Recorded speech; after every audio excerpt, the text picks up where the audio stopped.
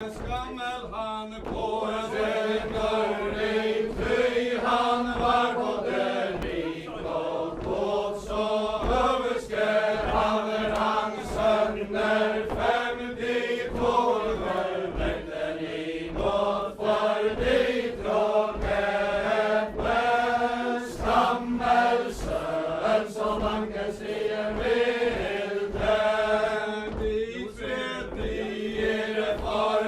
i den dörr dit håller efter ingen, och det vill jag inför sannheten se dig så raske av, men för dig bråken bäst skammelsen som angen stiger bilden. Den ene heter Ebbe skammelsen, den Peter i onke, det vill jag för sannheten se deres var denne så tunke för de tråkete skammelsen som mange stiger bilde. Han hadde en ganger gråt, han red seg under fester han seg så den Adalus som var så vennen bød for de tråkete skammelsen som mange stiger bilde. Festet han seg så den Adalus den deilige lilje vant, han fulgte henne i sin foters kort, og så drog Ebbe av land for de drog Ebbe skammelsen som mange stiger bilde. Høre i stolten Adalus, hvor lenge ville i meg frie, i minnes jeg rider hit opp på land, mine bryllupskleder av syje for de drog Ebbe skammelsen som mange stiger bilde. Mye vil jeg i 8 år med alle mine frenters råd. Jeg giver ingen ande min tro, om kongen meg selver bad for de drog Ebbe skammelsen som mange stiger bilde. Mye vil jeg i 8 år med alle mine frenters vilje.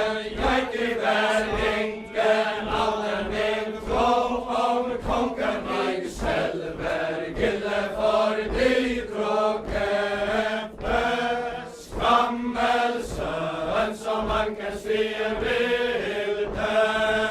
Ebbe han tjener i keiserens gård, han både for guld og fe. Peter hans bråter later bruke et skip, han reiser opp seilet tre for de drog Ebbe skammelsen som mange stiger bilde. Peter hans bråter later bruke et skip, han seiler den salte sjø, så seiler han seg opp på land til Ebbe skammelsens mød for de drog Ebbe skammelsen som mange stiger bilde. Høre i stolten Adalus, så ville i være min kjære alle de dager jeg lever, må jeg ville være se og ære for de drog Ebbe skammelsen som mange stiger bilde. Hører i Peter skammelsen, og dødt kan ikke så nå. Jeg har vel lovet Ebbe i landet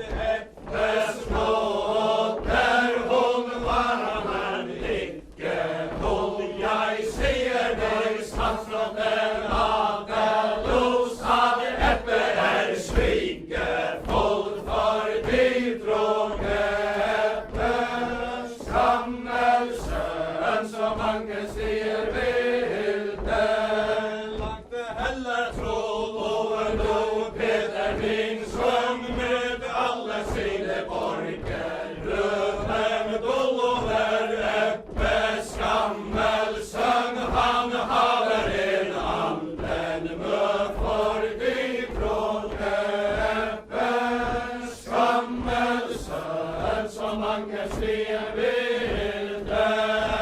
Riteborste Peter Skammelsson lover dig det anden vil. Jeg giver ingen andre min tro, mens engler i livet for dig tråke. Skammelsson, så mange stier vilde. Dette var Eppes nåder, hun smakket i år, så trøst jeg sier deg, statsråden Adelus, at Eppe han døde i høst for de tråke. Eppe, Skammelsson, så mange stier vilde. Oppe stolten Adelus var smal som liljevann. Kom Peter Skammelsson sin tro med viten hånd for de tråke. Eppe, Skammelsson, så mange stier vilde. Så låter de bruke og blande vin og lave til bryllupet triste. Eppe han tjener i keiserens gård, så lider han derav visste for de tråke. Eppe, Skammelsson, så mange stier vilde. De låter bruke og blande vin og lave til bryllupsofrat. Eppe han tjener i keiserens gård, han drømte den samme natt for de tråke. Eppe, Skammelsson, så mange stier vilde.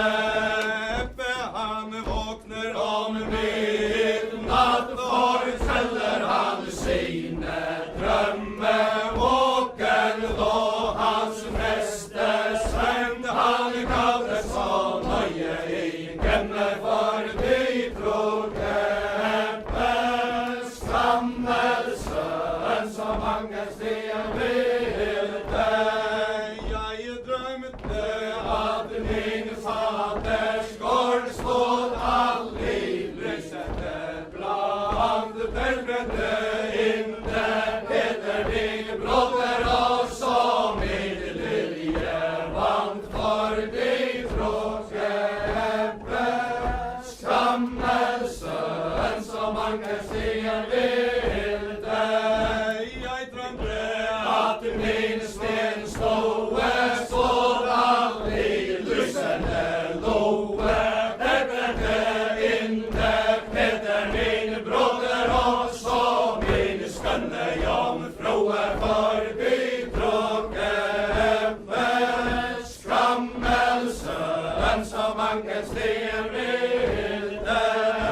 Hør i dette Eppe, Skammelsson, det blir en underlig fest. Jo som drømmer om ildebrand, betyder et drankesverd for de tråke.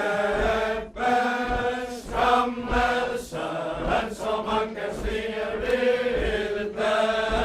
Dette i drømte Jeris daters gård stod all i lysende brand. Dette betyder at Peter din broder troll lover litt liljevann for de tråke. Eppe, Skammelsson, så mange stier vilde. Dette i drømte